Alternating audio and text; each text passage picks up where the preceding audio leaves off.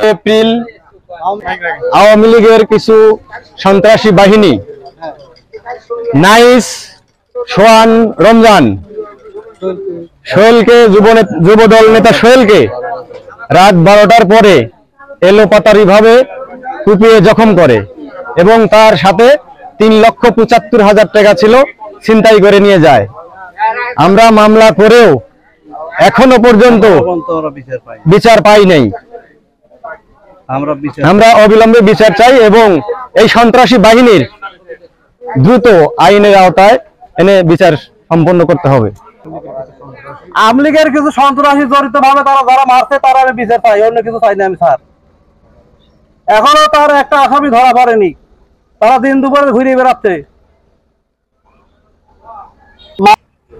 গত কয়েকদিন আগে বিজয়নগর মাছের ব্যবসাকে কেন্দ্র করে সোহেলকে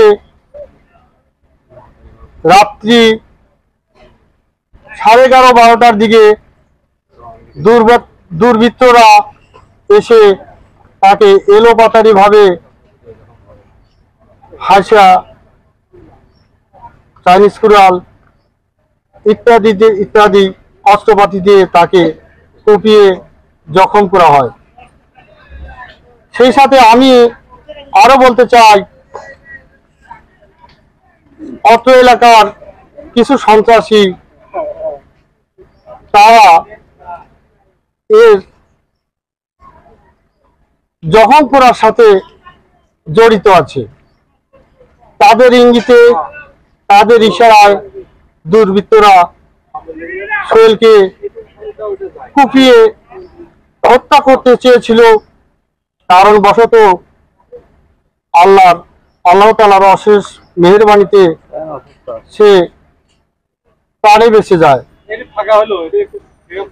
পরপর 2 দিন তাকে অ্যাটাক করেছে, একদিন পারে নাই, দ্বিতীয় দিন দুর্বৃত্তদের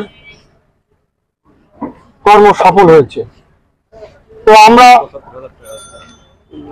সেই সাথে আর একটা কথা না বললেই নয়, সোহেলের সঙ্গে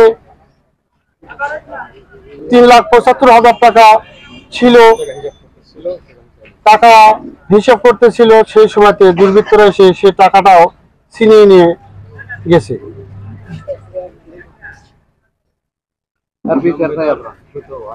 আমি সেই সাথে আরো বলতে চাই, সোহেল যেন তার ন্যায় বিচার পায়।